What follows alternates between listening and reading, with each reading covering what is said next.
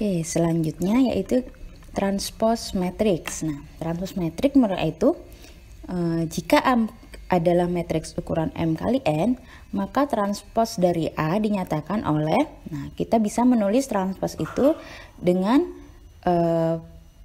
simbol yaitu A pangkat T besar, A pangkat T kecil, atau A arsen atau A petik 1. Nah, transpose matrix didefinisikan menjadi matriks N kali M yang merupakan hasil dari pertukaran baris dan kolom dari matriks A.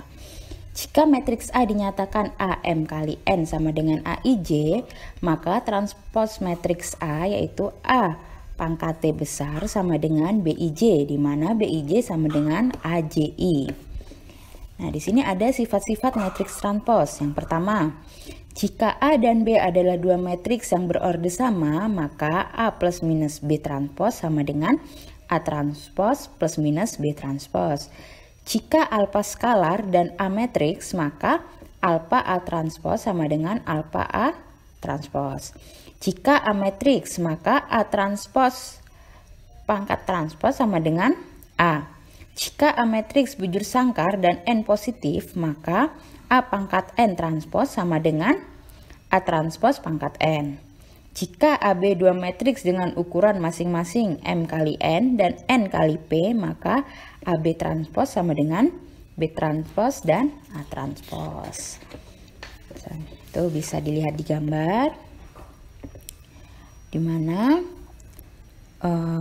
di situ ditukar yang tadinya baris menjadi kolom untuk transposnya. Jadi transpose adalah menukar posisi baris menjadi kolom. Selanjutnya kita bahas untuk partisi matriks. Partisi matriks adalah membagi matriks menjadi beberapa matriks yang ukurannya lebih kecil dengan memasukkan garis horizontal dan vertikal antara baris dan kolom matriks. Matriks-matriks yang ukurannya kecil hasil partisi matriks disebut dengan submatriks. Partisi matriks digunakan untuk menyederhanakan matriks yang ukurannya besar menjadi matriks kecil sehingga lebih mudah dioperasikan untuk tujuan tertentu, misalnya untuk mencari inverse matriks. Setiap submatriks hasil partisi selalu dapat dikembalikan ke dalam matriks asalnya.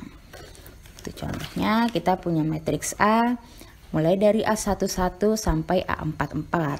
Di situ dipartisi menjadi 4 bagian, yaitu menjadi A11, A-nya besar, ingat, A12, A21, dan A22. Begitu juga untuk matriks B. Untuk matriks B juga dijadikan 4 partisi, namun untuk part pertama dia hanya 2 matriks. Yang part kedua dia memiliki 3 baris dan 2 kolom. Dan begitu juga untuk part 3 dan part 4. Nah, tadi yang dari gambar sebelumnya, matriks A11, A12, A21, dan A22 disebut dengan submatriks dari matriks A, yaitu isinya A11 sama dengan A kecil 11 sampai A kecil 22. Untuk A12, submatriks A12 dia itu A13 sampai A24. Untuk A21 yaitu mulai dari A31 dan A42. Untuk A22 yaitu A33 dan sampai A44. Selanjutnya ada yang dinamakan dengan kesamaan matriks. Nah, kesamaan matriks yaitu di mana ada 2 buah matriks dikatakan sama jika keduanya memiliki ukuran yang sama dan nilai serta posisi elemen atau entry yang bersesuaian pada kedua matriks tersebut adalah sama.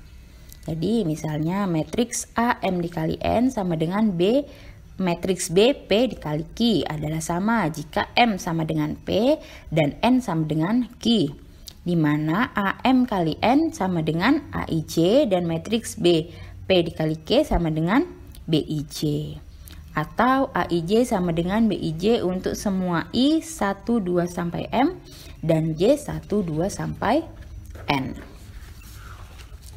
Selanjutnya Ada yang disebut dengan matriks gabungan atau joining matrix. Adalah suatu matriks hasil paduan dari dua matriks yang biasanya diperlukan untuk operasi matriks tertentu, misalnya eliminasi Gauss.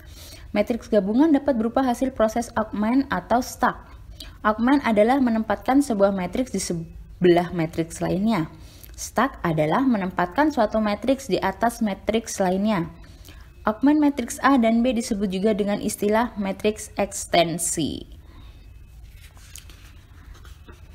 Nah, itu dapat dilihat di gambar. Misalnya di situ ada matriks A dan matriks B. Untuk matriks A terdiri dari 3 kali 3, matriks B-nya juga 3 kali 3, maka augment A, B sama dengan masukkan semua anggota matriks A dan anggota matriks B, di mana karena di augment A, B ditulis dulu semua anggota A dan semua anggota B. Kalau augment B, A berarti ditulis dulu semua anggota B dan kemudian anggota A. Begitu juga dengan stack. Di sini stacknya A, B, jadi ditulis dulu semua anggota matriks A, lalu di bawahnya ditulis semua anggota matriks B. Begitu juga sebaliknya.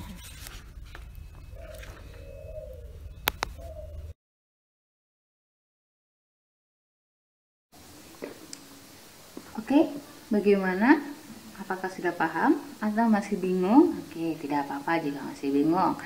Silahkan ulangi lagi, bisa diputar lagi videonya, dipelajari lagi sambil dibaca bukunya. Boleh buku pendukungnya banyak dijual di toko buku, silahkan dicari mengenai matriks. Nah, di situ nanti untuk pemahaman selanjutnya saya akan memberikan latihan-latihan soal. Silahkan dikerjakan dan dikumpulkan tepat waktu. Terima kasih atas perhatiannya. Assalamualaikum warahmatullahi wabarakatuh.